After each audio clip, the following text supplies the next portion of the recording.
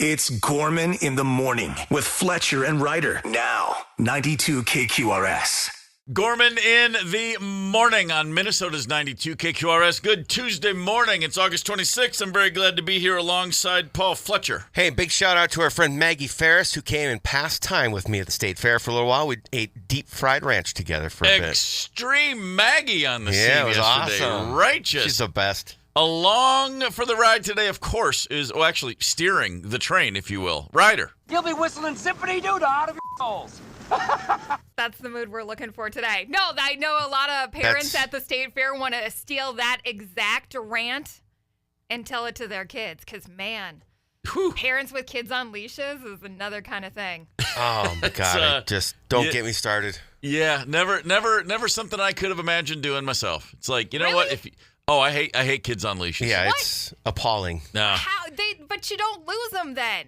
Well, then don't take them out. If you're worried about if they're too big to hold and too unruly to contain, stay home. But what happens when you lose your kids is they wander up to me because it's much like cats. They find the one person who they know cannot handle them, and then I got a little lost kid. Fun fact, Ryder. Yeah. All parents teach their children to approach the people that don't want to see them. That's what we do. Cats, it's just luck of the draw. With kids, it's all intentional. It's also really funny that you mentioned this because I actually, sitting at the KQ Outdoor Lounge yesterday, there was somebody between where we are and the Shirt Shack. There was somebody watched her put her child on a leash. And I was like, what are you doing? By the way, I've always said, don't put that kid on a leash. You're treating him like a dog. The same guy who whistles at my kids all the time. I mean, I never think twice about it, but it always works. That whistle's good for about 100 yards. For me, it's... Nice. Whatever it takes, man. Okay, so whatever you it whistle and takes. snap at your kids, but they're not on leashes? Exactly. You're only halfway there, guys. It's all about the show. We don't really care. Hey, you know what? I'm feeling Minnesota. Let's dive in. How about some headlines, Paul? All right, winter is coming. Hey, do you guys remember a few weeks ago, the Farmer's Almanac predicted a very cold and snowy winter? Yes, I high-fived strangers on the street. Winter Wonderland is, I think, what you said. That's right. Classic Winter Wonderland. Well, the old Farmer's Almanac. Is there an E on old, or is it just nope, OLD? it's just OLD. It's not ye old Farmer's Almanac, like I was the hoping it would friggin' be. mill. Ye ol' Farmer's Almanac. It's not. It's just Old Farmer's Almanac, which I've learned is different, disagrees wholeheartedly. The Old Farmer's Almanac, which boasts 80% accuracy, is predicting a, quote, mild winter by local standards with some snowy bursts, calling for above normal temps and below normal precipitation. Fat chance. My biggest thing is I want to know what went wrong between the Farmer's Almanac and the old Farmer's Almanac. What was the falling out? What happened? Hang on. I'm looking online at Ye Old Farmer's Almanac, and it says a high likelihood of grogs of mead and wenches. Oh, okay, good. That's my winter plan. I like it. All right. An annual study for Labor Day has found the hardest working states in America. The average hours worked in the U.S. was 1,805 last year. That's more than Canada, Australia, Japan, or the UK, but less than people in Colombia and Korea. I mean, really, there's no such thing as overtime when you're packing up pounds of cocaine, in Colombia. No, you know what I mean? This was based on employment rates, hours worked, average commute, and how much free time people have. The top 3 hardest working states were North Dakota, Alaska, South Dakota. Care to take a guess on where Minnesota lands? I'm going to think Minnesota's right smack dab in the middle. I'm going to go 26. 19. Almost. So a little harder. We're 19th? 19th. Yuck. What? Yeah. Iowa, 18. What were you hoping for? Well, I was hoping 40th? for number 1. Oh. Okay. How are we not one of the hardest working states? I think it's better to be not hard working. We're not under the guise of the boss will notice and care. We're more realistic and pragmatic. All right. Maybe. I don't know. Or lazier, whatever you want to say. Listen to the agrarian rider coming in strong. You lazy suckwads. We're 19. Let's go. As great a state as we know we are, I wish we were like 45th. And be like, yeah, Man. you know what?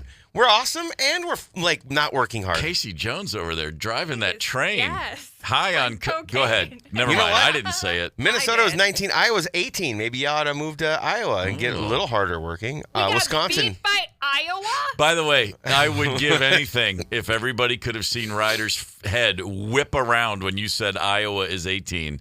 It was as if you had insulted her mom. Yeah. What? Wisconsin 25, and just in case you're wondering, Michigan, the least hardest working state. What the Wow. hell?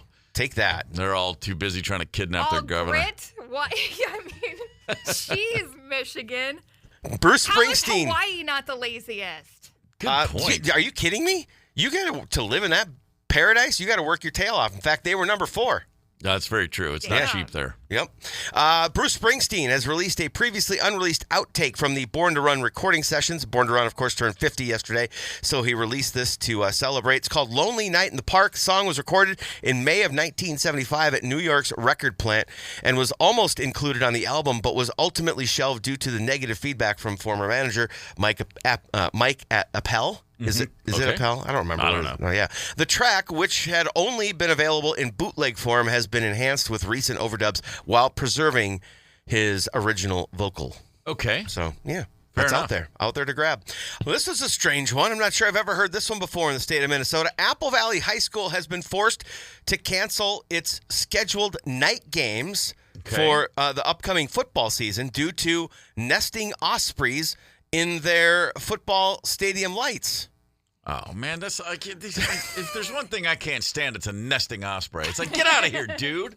The birds are protected by federal law, so they can't even turn on the lights. This situation hopes to be resolved in a few weeks, at which point Friday night lights can return. But in the meantime, Apple Valley had to move 2 of its home high school football games to different times and relocated soccer matches to a different field.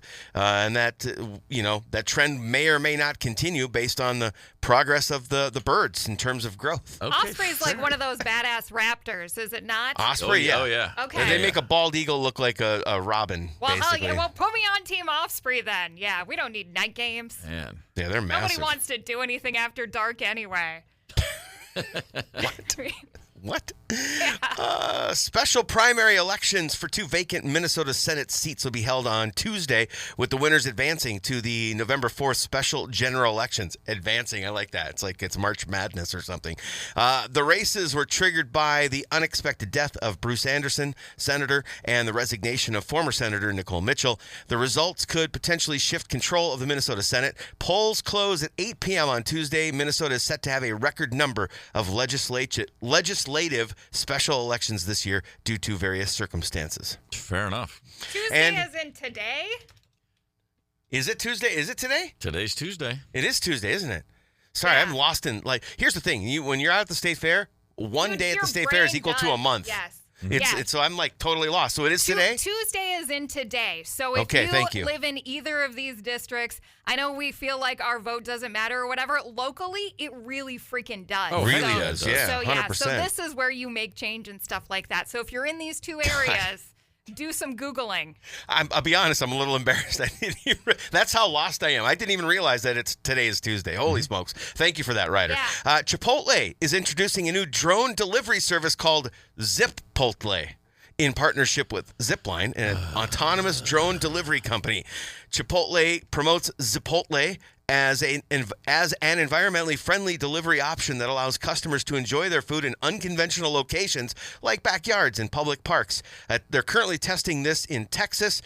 From what I've read, I actually engaged with Zipline on Twitter. They say no, it's set down very gently on the ground. But I read multiple stories that said the drone hovers at 300 feet and drops your order. Yeah, and here's what the drone sounds like when it's coming in.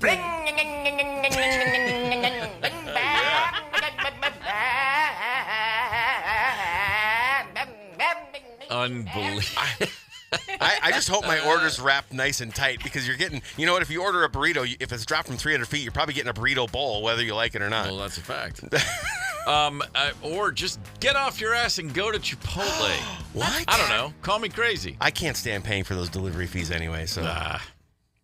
But, I mean, it's an interesting concept. I suppose. Leave the drones to the... leave them all. I'm done. I don't need that. I like the little wheeled. I like the little robot cars you see on campus delivering like Chick-fil-A Chick-fil-A to to throw dorms. over the bridge into the river. Yeah, those guys. Let me ask you this. What if Chipotle was delivered by Dirt Bike Dave?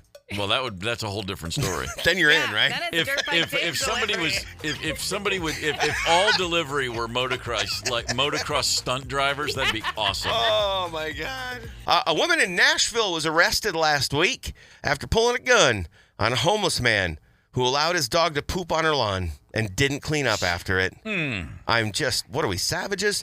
Jennifer Evans is also accused of assaulting an officer as she was being detained. Here are some of the neighbors talking about what happened. He was coming down the road, and it was all types of police over here. It ain't never nothing like that going around here. You could tell that he was shook up. It's very scary. I mean, I would have been feared for my life, I would say. When you're homeless, you're not carrying around bags. You know, you might be carrying your clothing bag, but not a bag to clean up poop. You know, I don't think it would have hurt this lady's yard for a bit of poop to be there. Wouldn't have hurt this lady's yard for some poop to be there? I don't know. I mean, not in the big picture. Maybe it might have hurt her shoe if she'd stepped in it. Don't know if it's hurting the yard itself. Yeah. Never had none of that going on around here. I would have never even thought of that. That's still the great. Those two must be brothers. Yeah. They must be brothers. Sports time. Joe Ryan, we hardly knew ye. Joe Ryan, for the second straight start yesterday for the Minnesota Twins, didn't have it. Allowing 5 runs in 4 innings last Tuesday against the Athletics. Now, yesterday, 4 runs in the first inning and another in the second.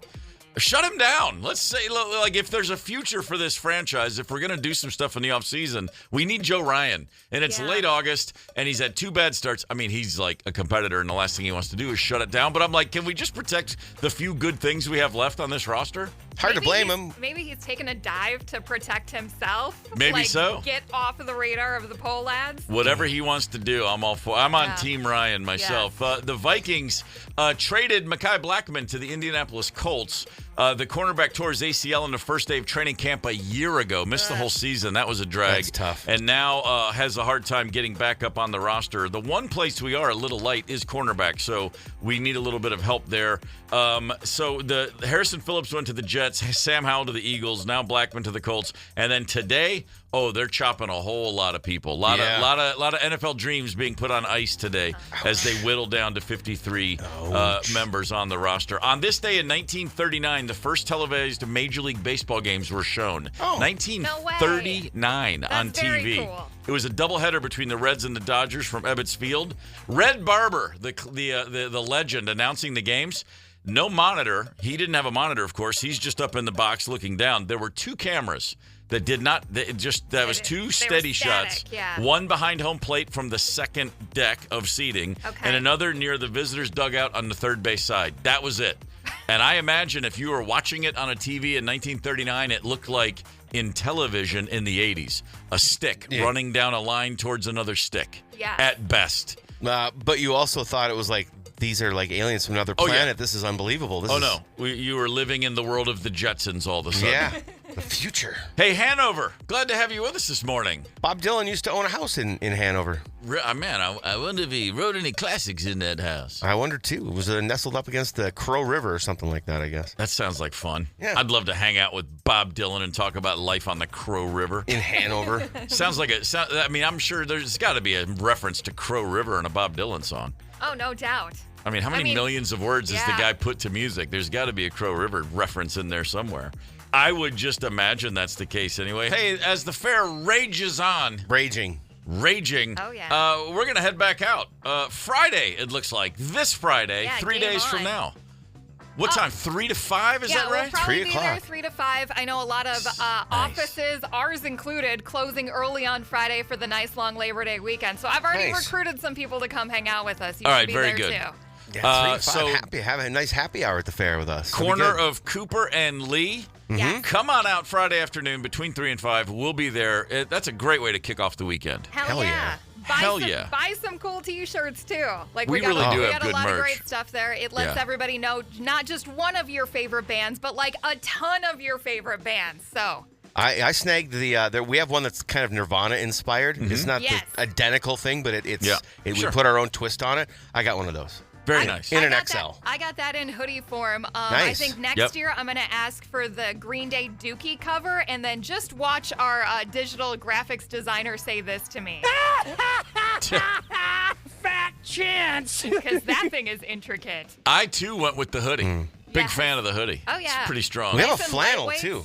We have a flannel, too. It's a lightweight flannel. That I mean, we're getting to hoodie flannel weather soon, so should snag one Dude, sooner than later. We're there. We're And there. we kind of are. We might not be there for the duration, but we're there right now. Yeah. I'll tell you what, that's man. true this week. I was. I said already at 8:15 p.m. last night, walking Chauncey, and I was like, "This is heaven on earth right here." A little Yes. chill in the air. That was nothing but.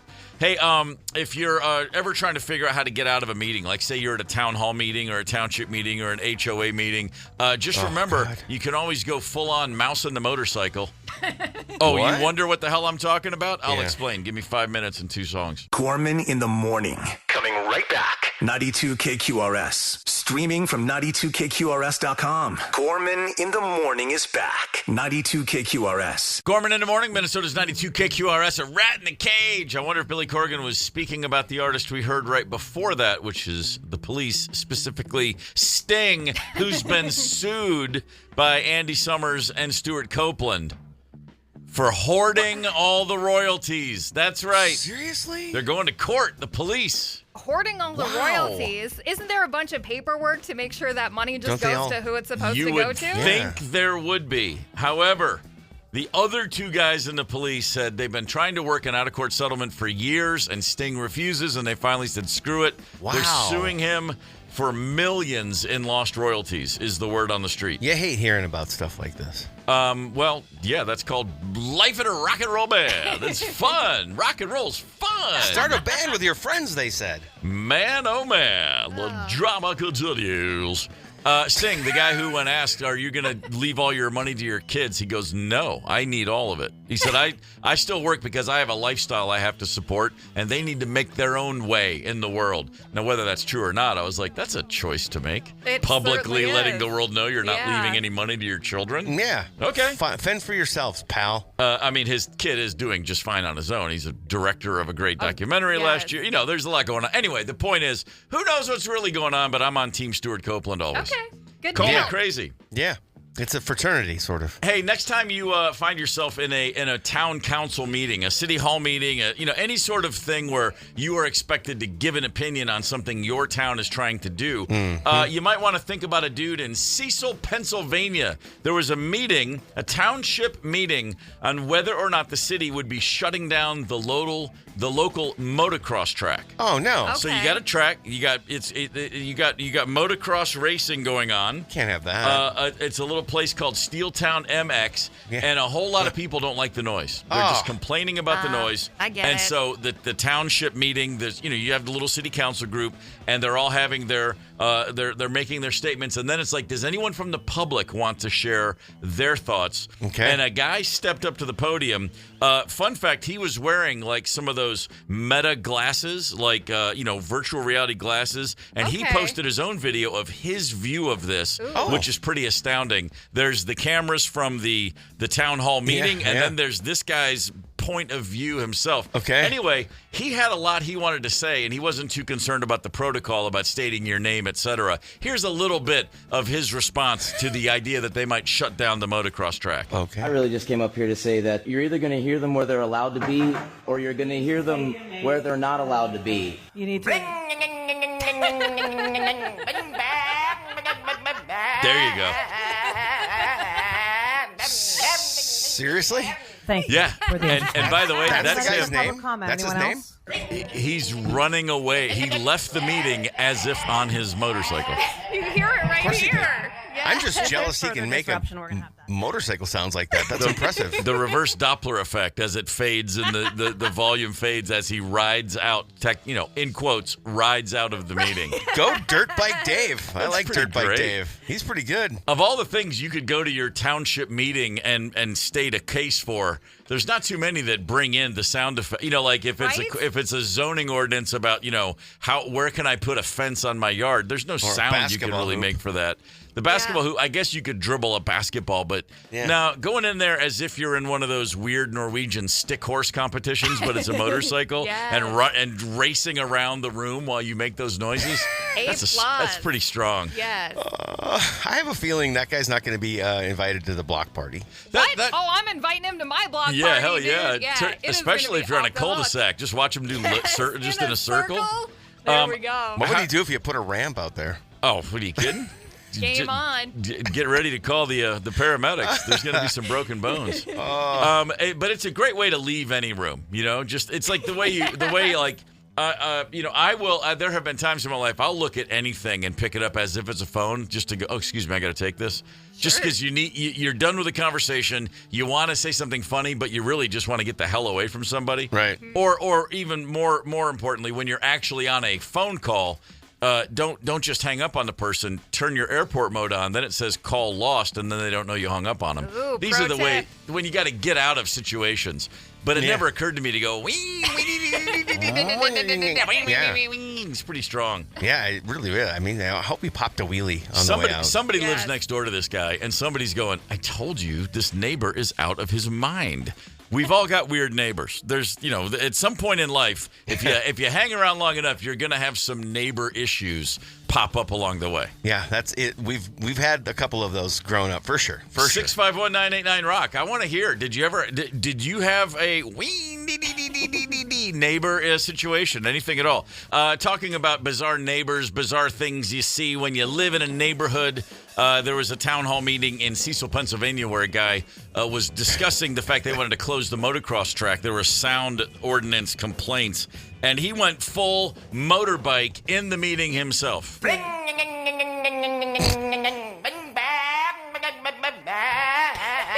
you go. There you go. He's trying to make a point, saying, don't close the motocross track. Ding, ding, ding. But you know what kind of motorbike he was doing? It was the Sheep 500X. Oh no, I thought it was. I was going to say it was the Honda Elsinore 125. A man in Los Angeles, another great neighbor, has been arrested after months of blasting a train horn from his house. First of all, way to go landing a train horn. Wouldn't that be awesome to have your hands on one of those? I mean, those things pack a wallop. Yeah. He's been blasting a train horn from his months.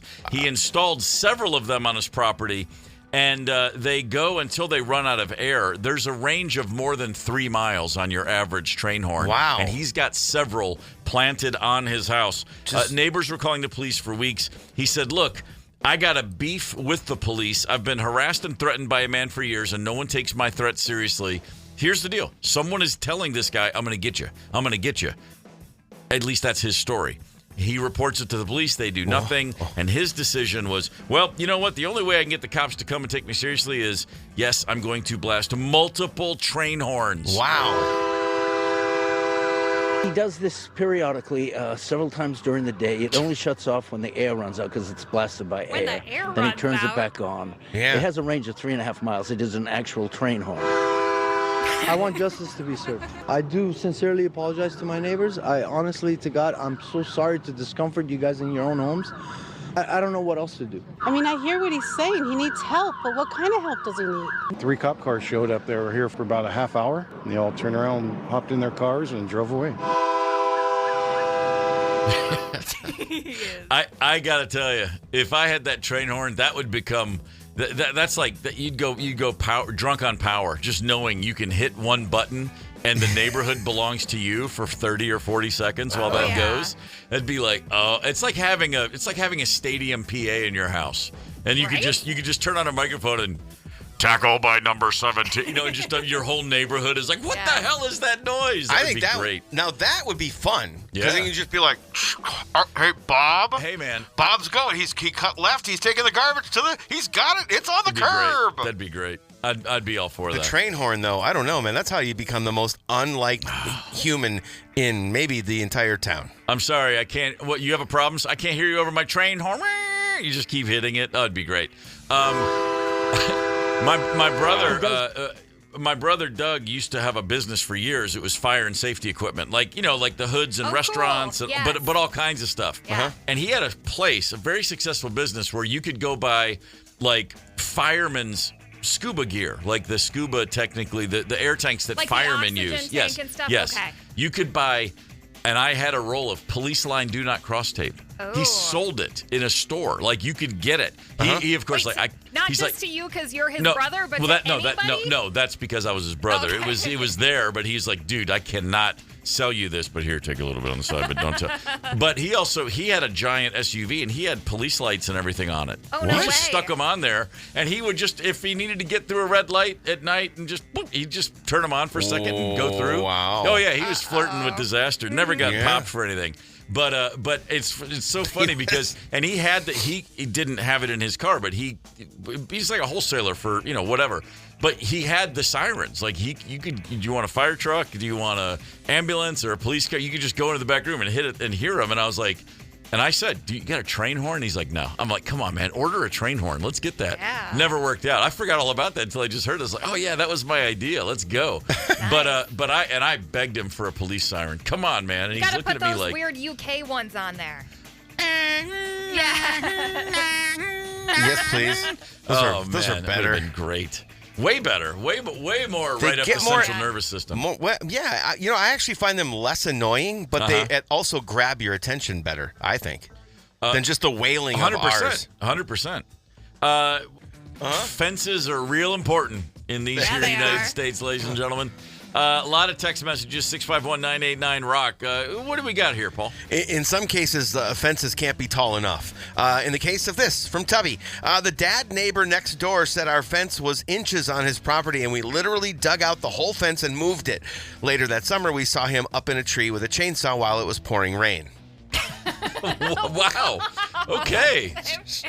hell? Neither the rain nor snow can stop those branches from getting trimmed back. I know. I never think it's a bad time for a chainsaw, but that might be a bad time for a chainsaw. That might be. That is a bad, and that's an interesting spot too. I had a neighbor. This is from Ray. I had a neighbor who was upset at me for raking my lawn in the fall because that was considered insecticide. Because what? Oh. I have those Insecticide. neighbors. I'm You so can't. confused. You gotta leave all the dead plants because it's where the insects live, and they gotta get through the got winter and blah blah blah. Like, man, you're leaving so much work in the freaking spring. Yeah, no kidding. As far as I'm concerned, we're saving the best for last. Sarah in Mankato. I had a neighbor. Who took his vacuum cleaner outside and vacuumed the plants. I Really? never thought of that. Vacuumed the plants? Wow. How do you do that effectively? Like, are you just very? I don't think they say you can communicate with plants and whatnot, right? Sure, yeah. You should. Who I would says think. that? What? I've You read can that. Communicate Yeah. with plants. Oh yeah, Like they indoor plants communicate, especially. yeah. You need to talk to them. Yeah. I don't know. Yeah, Oh, you talk to them. Oh, and you, yeah. So my point though is I don't think they want a vacuum. I think they want like maybe a paper towel that's wet and you nice just, lint cloth. like just gently clean them. Not. Wait, are not, you guys? By the way, if Are you're you talking guys about cleaning your plants? if No, you're talking hell about no. a big Okay. indoor plant and someone wants to clean all the dust off, okay, I can see that making sense. Sure, but if you're outdoors. someone who's a big fan of indoor plants, but outside, I'm not sure I've ever taken a vacuum outside. Well, I guess clean the car, but outside of that, Yeah. not sure I've ever used a vacuum cleaner outside. I had a hell? situation, a decade ago. The house next door to ours had been sold and was being rebuilt. They were doing a big addition, making a small house, a bigger house, and whatever.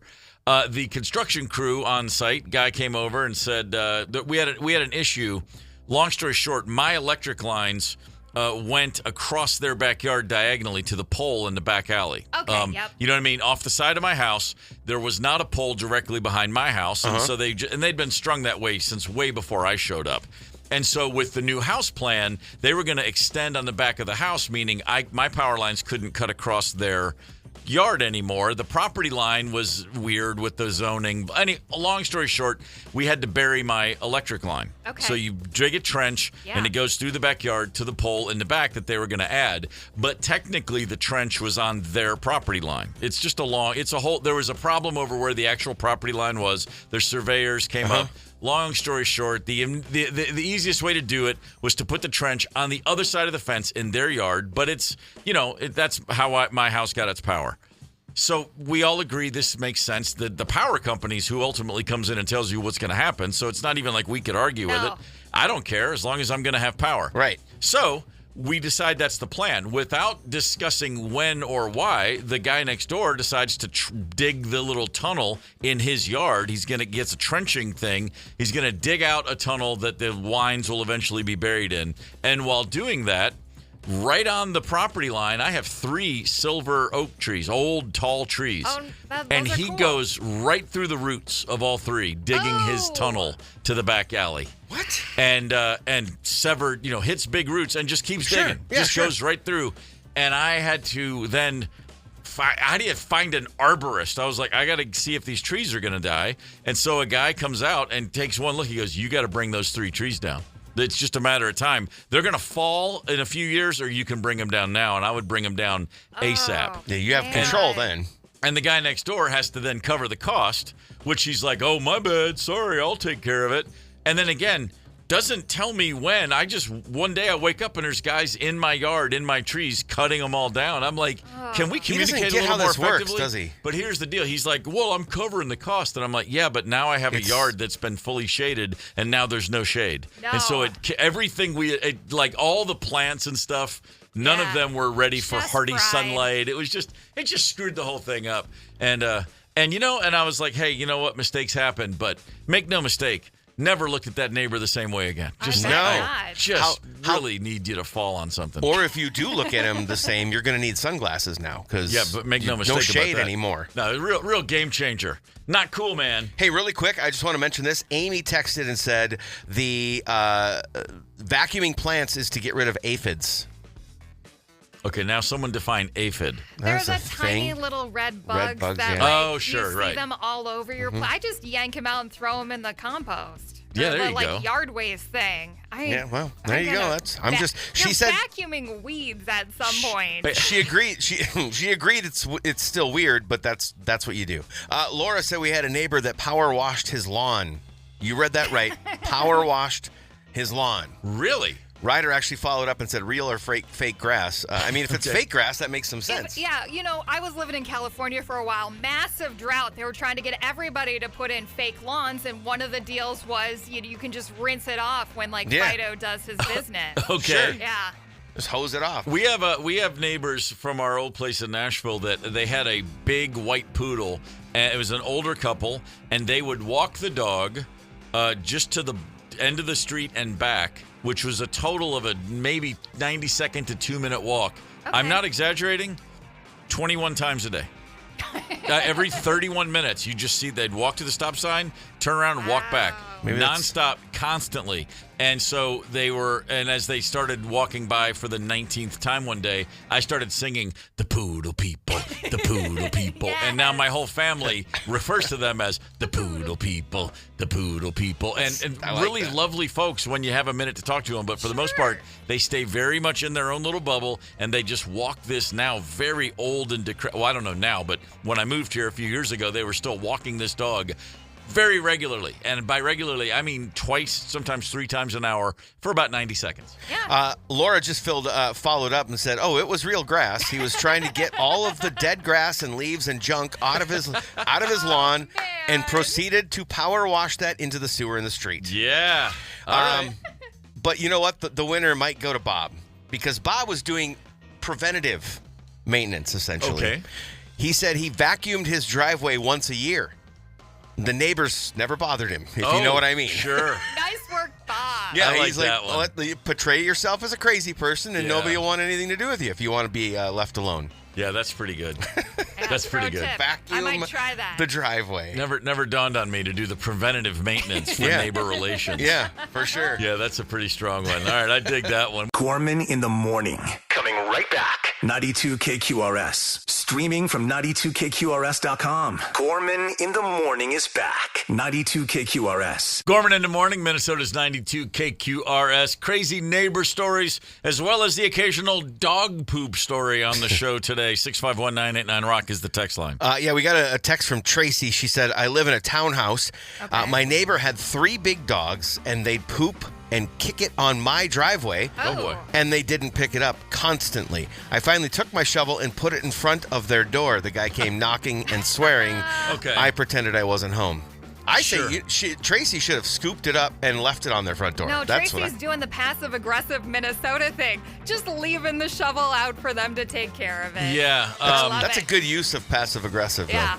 As a longtime many dog owner in my life, I'm very big on being a responsible dog owner. Yes, thank you. Yeah. And, little things like if you can't control your dog on a leash, don't have a dog. And then when your dog, as my mom would have said, if your dog's going to leave its dirt, clean up the dirt.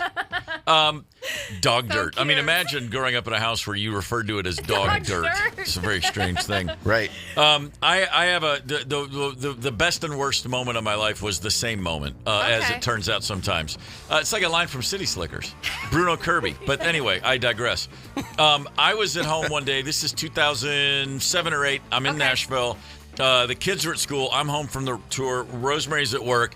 And I'm just standing in the front room, holding my cup of coffee, surveying all that is mine, which is about a 16th of an acre yard in a very congested neighborhood in Nashville, Tennessee. A tiny little yard. But for the children of my kids' ages, it's a football field. It's a dance studio. It's everything. It's the tiny little front yard that everything cool happens in. Yep. And I'm standing there, I'm looking out the window, beautiful fall day, got my cup of coffee, and I'm just feeling good. And I see a woman walking down the street with a stroller. She's got a brand new baby. This is a very recently bestowed upon with a baby mom. And she's got a chocolate lab on a leash, and she's walking, and I'm just like, it's like a Norman Rockwell picture. Here it comes. Right. And her dog walks into my grass and sniffs around, and I watch her dog just drop a absolute man-sized log cabin right there. Not adult dog size, I should say. What am I talking about? But just boom, boom, boom, boom, boom. And I get it. Dogs have to go, and I'm not afraid of it. But I'm, of course, assuming she's going to clean that up. As any dog owner should. And she just watches, and then, let's go. Calls the dog. And I thought, you got to be kidding me. And so I'm... So she saw the dog poop. Oh, there's no way that not a she chance. missed that this happened in No, your yard. not a chance. This is not one of those retractable leashes. This is about a 4 or 5 foot, at most 6 foot leash that she's holding, and the dog, she stops the stroller while the dog does its business. The entire parade came to a stop. Yes. Got it.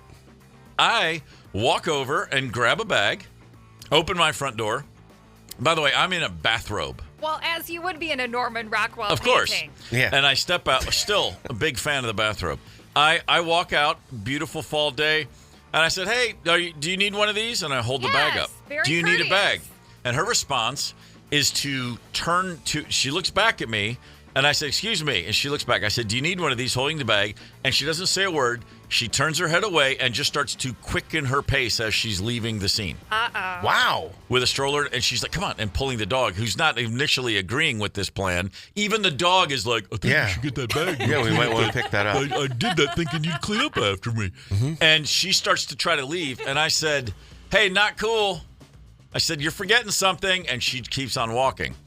And I'm just enraged because, again, granted, it's no big deal, but if I hadn't seen this, my kid's going to come home from school, say, Dad, let's go play the football, throw the football, and one of us is going to step in or even fall into a big pile of dog crap. Giant bomb. That just really enraged me. So I go over, and I scoop it for her, and I bring the bag up, and I tie off the end so it's sealed up. Yeah. And I said, here you go. And I thought, I'm just going to fling it in her general direction. And it will land. Oh, no. It will land to the side of her, or maybe even, right behind her. But she'll hear the plop and she'll hear me yell. Right. And as I mentioned earlier, this was a big deposit. Okay. A little heavier than I anticipated. And as I swung the underhanded throw, I'm like, this is heavier than. And it left my hand, and it was moving a little quicker than I imagined. Oh, God. Not quite, and a little bit more of an arch than I imagined. Oh, God. It just flew up. Say it. Right in the square of her back. Plop. Okay, good. A big bag of crap slammed into her back. I thought you were going to say it landed in the stroller. I was like, not in no. the stroller. No. Boom, right between her shoulder blades. That's a bullseye then. With some heat. That's a bullseye. Now, I did not intend to smack this woman in the back with a bag of dog poop. However, when it hit her and she froze and she spun around and looked at that and then saw me, and I realized I can't apologize. She'll never believe me. And then all of a sudden I've lost the moral high ground. So what instead I did is I said, you forgot something again. Like I doubled down with the glare. Good for you. And that woman turned and hightailed it out of there.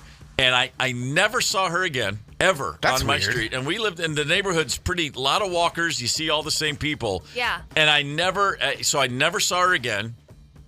And I did think to myself, for all I know, she was just visiting family from out of town. I mean, I never saw her before or since. Yeah. And somewhere out there is a woman who tells the story of this large man with, at the time, very long hair and unshaven, and he was wearing a bathrobe, and he threw dog poop and smashed me in the back. And if that woman, by some miracle of the world, is listening, I just want to go, ha, that was a hell of a shot. Yes. I didn't mean to do it, but man, I'm glad now. With all the hindsight, it's like, yeah, that's what you get. You just left dog crap in my kid's yard. Also, it's 651-989-ROCK if you'd like to call and air out this. Let's solve this, put this to bed once and for all. Man, that was pretty great. Please. Hey, we're going to play a game called Wisconsin, Texas, Florida right now, WTF. Here's how it works. We play you clips of 3 news stories, and you determine if these stories happened in either Wisconsin or Texas or Florida. WTF. If you will. Steve's edition today. It is my edition today. We don't necessarily have one from each state. It can all 3 could be from one state. It could go 2 and 1. It could go 1 and 2. It could go 3 for 3. Whatever. Yeah. But the answer is either Wisconsin, Texas, or Florida for each. So without further ado, by the way, we're going to play these clips. And then we'll let someone call in, and whoever gets it right first is going to win some tickets to the Doobie Dabbler. That's what we're playing for. Yeah, buddy. But starting it off first, a little story about the fun life that you can have on a boat. Okay. 90-mile boat ride lands a man behind bars. The Monroe County Sheriff's Office says that Floyd Dean rented a boat on Tuesday for 2 days, and then he just disappeared. Then a day later, the Cuban border guard notified Homeland Security that the man and the boat were in their custody, along with a woman. Federal authorities there arrested him after he flew back to. He has a number of convictions for drug-related charges, including a case in 2019 when a vessel kept past its due date was also found in Cuba. Dude's got a thing for boats. You get on a boat and you just think, how big is the ocean? Yeah. What's the big deal? Yeah. Never going to be found. But flew back. I think that's weird. So took the boat to Cuba and then flew back. Okay. Yeah. All right. So there's your first one-way story. ticket. And I'll just go ahead and say that I'm just going to offer this because I know you hear a story about a guy renting a boat and then just taking it to Cuba. You think, oh, well, that must be from a certain area. Not necessarily. I'm just saying you got to, this is the poison in my wine or yours. Don't overthink it. Don't underthink it. Okay. That's all I'm saying. Pretty sure I know where the poison is. Okay. All right. Our next story. Well, sometimes DoorDash situations arise, and there's a way to handle them, and then there's a way not to handle them. Okay. New tonight, talk about being hangry. A DoorDash driver says an angry customer tracked her down at her own home and then smashed her vehicle. This after she failed to deliver a late-night food order. Ben Handelman with the criminal charges police are now likely to file. For Faith Morris, this is her livelihood. Or more like this was her livelihood. When I was watching her just beat the window up, like the glass was just raining. The DoorDash driver showing off the damage to her 2024 Mitsubishi weeks after she says a customer destroyed her vehicle. And I don't know if they were drunk or what it was, but they were definitely possessed. It was late at night on July 11th. Morris says her DoorDash app pinged with a lucrative offer. It was a really high price order and it was in the area. She says she jumped at the chance for extra cash, threw the kids in the car, got the food, but there was a problem. And within 5 minutes, T-Mobile cuts my phone off. I'm shocked. An overdue bill caused her phone to stop working on the way to the customer's house. We pull up to the location, but the address will not load. Minutes later, that hangry customer appeared at her door. They picked up one of those bricks right there, and they threw it on my windshield. Morris watched the whole thing from a window. Police say charges are now being referred to prosecutors. The only appetite the single mother has left is for stiff justice. Okay, A+ news announcer puns right there, Steve. Yeah, pretty great. Appetite for stiff justice. Damn straight. That was the working title for the debut album from Guns N' Roses. They changed it at the last minute. How did the customer find this person's location? Where is the food is my question. Yeah. Listen, when you're that hangry, you can find out just about anything. You can find the Lindbergh baby if you're hangry enough. Well, we need to starve some people then and find that baby. All right, one last story. A 19-year-old woman is behind bars tonight following a high-speed chase involving multiple law enforcement agencies across County. Police say it all started Monday night when an officer tried to pull over a vehicle for a traffic violation. But instead of stopping, the driver sped off, initiating a pursuit that began on Highway 69 southbound near the County line. The chase continued through the county, reaching dangerous speeds of up to 110 miles per hour. It eventually ended near Covenant Church and authorities later identified that driver as 19-year-old Hannah Sweet. She was taken into custody and is now facing charges of evading arrest with the vehicle and possession of a controlled substance. Her bond has been set at $30,000. Thankfully, no injuries were reported. Okay, 19-year-old girl. 110 miles an hour. Okay. 110, running away. I mean, it's one thing to go 110 just with a friend on the highway. To do that while being pursued, you definitely have a controlled substance involved here. And I was shocked to hear that was a girl. Normally, that's a knucklehead boy. You know what I mean? That's exactly here's a little audio of that high-speed chase.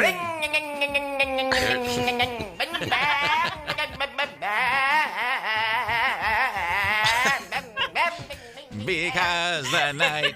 All right, so there's your three stories. Right. WTF. All right, it looks like we have a winner for WTF. Mike, on his way to Duluth right now, seems to be the man with the plan. Ryder, let's do a quick recap of the three stories that we played for you. Okay, it was the boat going to Cuba. Somebody took a boat to Cuba, then flew back to wherever. That's exactly right. Crazy-ass DoorDash driver.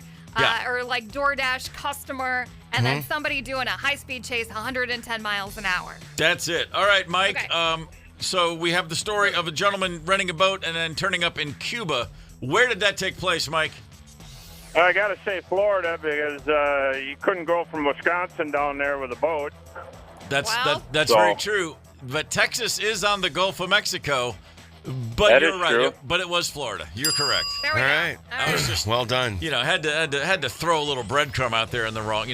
But anyway. Yeah. I had Florida. I had Florida on that, so you didn't lead me astray. All right. DoorDash driver being assaulted, her car anyway, from a customer who was clearly hangry, to say the very least. What do you think, Mike? I'm gonna say Florida. Well, earlier we were chatting on the phone and you said Wisconsin. I think you got turned around. Mike? Oh, I thought it was. Oh, wait a minute. Yeah, Wisconsin. I'm sorry. He had the right answer. That's right. The refs tried to take it off. That's all right. And then the 19-year-old girl, oddly enough, doing 110, driving with controlled substances in the car. Mike, where'd that happen? I'm going to say Texas. There you go. That's it. So the order today, Florida, Wisconsin, Texas, for FWT is how that goes. All right. You can come up with your own acronym. Mike, you just won tickets to the Doobie, Doobie Dabbler. Congratulations. Drive safely, sir. Do not go 110 miles an hour on your way to Duluth. Deal? My truck won't go that fast, but thank you. All right, you got it. Hang on, bud. Fair enough. Gorman in the morning. Coming right back. 92 KQRS. Streaming from 92KQRS.com. Gorman in the morning is back. 92 KQRS. Should I stay or should I go? The question a man was asking himself in Cecil, Pennsylvania recently at a township local meeting. Here's the deal. Cecil, Pennsylvania has a motocross track in town. Good for them. Steel City MX. And a lot of people have been complaining about the noise because, again, it's motocross. It's motorcycles racing in the dirt, and they're jumping, and they're flying, and they're whiz-banging around. They're speeding up and down and speeding all over, and people don't like the noise. And so there was a township hall, like a city council meeting. Yeah. One gentleman stepped up to give, when they asked if anybody from the public had a comment or two, to give his thoughts on the situation, and he really taken the hit for the entire motocross team, if you will. He got his point across in this fashion. I really just came up here to say that you're either going to hear them where they're allowed to be, or you're going to hear them where they're not allowed to be. You need to.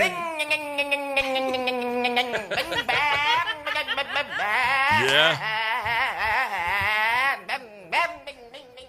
Thank you for the entertainment. All right, is that it for public comment? Anyone else? He rode himself out of the room, as you heard. That's good stuff, man. If there's further disruption, we're going to have to ask you to leave. Further disruption. I mean, it's proving the old point. There's nothing more entertaining in life than city council meetings, no matter the size of your city or town or township, as the case is in Cecil, Pennsylvania. I want to know if I could have anybody call in, it would be that guy's next door neighbor, because you know they got stories.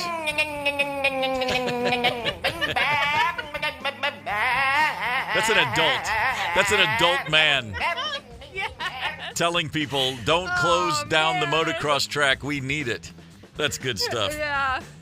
Man. All right. So I just love the idea of, I mean, it is. It's hilarious. Someone lives next door. Oh, my God, that's my neighbor. Is that your neighbor? Yes, it is my neighbor. I had a roommate in college who was renowned throughout the campus for being one of the oddest people. He had literal carrot top, like orange hair. Not red. He wasn't a redhead. He was an orange head. He was from eastern Kentucky in a town from Pike County in a very, very rural Appalachian part of the world. And he literally talked like this. Hey, Steve, what's going on? And I mean, he was. Didn't. Oh no, I'm not making any of this up. Okay. And he walked in a very unusual manner. He would put his both hands in the back pockets of his jeans as he walked. Okay. With a backpack with his books. And he had, again, that bright carrot orange hair. And he always wore, like, brand new, looked like they were ironed jeans and a flannel shirt. And he just was weird. And people would, like, see him and talk about him. Like, have you seen that dude with the orange hair who doesn't say much, but he just nods and has that weird gait? And for an entire semester, I had this conversation 40 times. And every time I'd go, yeah, that guy lives in my dorm. And they'd go, no way. And I'd go, yeah. In fact, he lives on my floor. And they'd go, are you serious? And then I'd go, he lives in my room. And every single time, no way. He was renowned for being just the oddest vibed guy in the world. And I was fielding questions all semester long. Oh, I bet. Oh, yeah. But he never did the motocross sound. I mean, sadly. Never got that out of him. 651-989-ROCK is the talking text line. Give me your bizarre neighbor stories. 651-989-ROCK. What's that look? I thought I pushed all the wrong buttons for a second there, like a heartbeat, like I stopped breathing. It's amazing how much your mind will race into hyperdrive when 1/10 of a second goes by that was unexpected. Yeah. You know, it's like when I fumble on a word, it's like my brain just goes into hyperspeed when I can't think of a word. And I'm like, I had dead air for 41 seconds or 1/4 of a second, but that's just how that works. We're talking about neighbors and the strange things some of our neighbors do. 651-989-ROCK is the text line. I like this text simply. I am the strange neighbor. I have a 6.5-foot boa constrictor. That's right. You are. You are this. But for the record, happy birthday, because it's also this particular person's 45th birthday today. Oh, happy birthday. I hope you see 46, but with a snake that big, I'm not counting on it. Well, if everybody sends whoever this is a rat, I think we should be good to go. That's all you got to do. That's like Bring your tired and feeble rats over to this guy's house and make sure that you know we all keep those snakes well fed. That's what I'm saying. Yeah. Here's a text that came in. I had a neighbor who painted her house multiple colors. Happy face yellow on top, IHOP blue on the bottom, with a 2-foot wide stripe between the two colors. In November, she was out painting pink rocks on the red stripe using a blow dryer to dry her rocks. Yeah, man. Hey, a little color in the neighborhood's always a nice thing. Sure. Right? Yes. And then you're going to be the fun Halloween house. Like, they give out full-size candy bars there. Yeah. That's exactly right. Here's one. I had a neighbor who once a year would wash all the rocks around his house using a small cement mixer. Huh. Okay. Wow. All right. That's a commitment. And then, check this one out. My next door neighbor did, in quotes, massages out of the home. Customers were all male, arrived every 30 minutes. Ex-cop down the street confirmed that she advertised on Craigslist. Hey, now. Well, there we go. You know, people get tense. These things happen. Yes. What are you Business to gonna be do? taken care of. We're talking about crazy neighbors. 651-989. 651-989-ROCK. 651-989-ROCK. Yep. That's one of those moments. Blup, blup, blup. Here's a text that just came in years ago. Sunday morning, there was a knock at our door. 2 New York State troopers were there. I'm assuming this was in New York. And asked if we knew so-and-so. I told them he was our next-door neighbor and said, is he okay? They said, that's what we're trying to figure out. We found his truck in a ditch on its side with the driver's door open, engine running, and nobody inside. Oh, no. Wow. Yeah, in Minnesota, I'm thinking, they slipped on the ice or whatever and walked to the... You said New York, though, and I'm immediately thinking mob, and he's buried somewhere. Good chance. That's my first thought. That could very well be the case. That reminded me, this is almost 20 years ago, next-door neighbor that I had, who his name was also Steve. He was a little dicey character, and one day I was in the front yard with my son. We're playing football, hanging out, playing soccer, doing whatever we would do in the front yard, something athletic, ball-related. Yes. And I saw a black town car pull up to my neighbor Steve's house, and 2 gentlemen in black suits got out, and they went up and they knocked on his door, and they kept knocking, and then they looked at me, and he goes, excuse me. And I was like, yeah. He goes, do you live there? I said, yes, I do. And he comes over. He goes, do you know Steve? Next, I said, I sure do. And he goes, have you seen him lately? And I went, actually, I haven't seen him for a while. It's probably been at least a week or 2 now that I think about it. And he said, well, will you do me a favor? If you see him, hand him my card. Tell him I need to talk to him. And this was a gentleman from the United States Treasury Department. Oh. And I was like, wow. Okay, so counterfeiting, maybe. I immediately went to, this is probably not good that G-men are looking for you. Yes. Did you start digging up the backyard looking for piles of cash? They took off. They got in their car and left, and I kid you not, within 10 minutes, Steve pulls up in front of his house. Yeah, and he jumped out, and he looked harried. He was clearly a man with a lot on his mind, and he kind of looked at me and nodded and waved and kept going to the house. I said, whoa, hey. I said, hey, man, a couple guys here were 10 minutes ago. We're knocking on your door looking for you. Here's their card. And I just went, they're from the Treasury Department. And he looked at me and goes, oh, yeah, I know what that's all about. No big deal, man. Changed court. Never went into his house, but instead jumped right back in his car and tore ass out of there. And, oh, by the way, fun fact, 2 months later was arrested and went to prison. And I never got the full story. Oh, bummer. Yeah, next door neighbor. Right to the joint. So close. I'd still go dig up that yard for cash. Something's buried there. I would have, but I figured they were watching for me. Oh, yeah, that's You know how that works. You know how they always watch out for you. All right, we got a little bit of time left. In fact, just enough time for the last word. All right. 1987, a 23-year-old Canadian dude named Kenneth Parks jumped into his car, drove 14 miles, and bizarrely attacked his in-laws. Oh, weird. Actually killed his mother-in-law and seriously injured his father-in-law, and then immediately drove himself to the police station and said what he had done, although he was clearly a little confused and kind of foggy, and they were like, oh, this is terrible. He's arrested. Police are interviewing him, and they keep looking at each other going, what's going on with this kid? They bring in some doctors, they analyze him, and then they go, oh, he's asleep. No. He's sound asleep. He was. Wow, he was a sleep murderer? This is a true story of sleepwalking / driving / violently attacking people that he had no bad blood with at all. When he fully woke up the next day, was devastated to hear that somebody had attacked his in-laws. Oh, yeah. And then when he found out it was him, he was double devastated. Long story short, he did not spend 1 day in jail. This is a true story, yeah.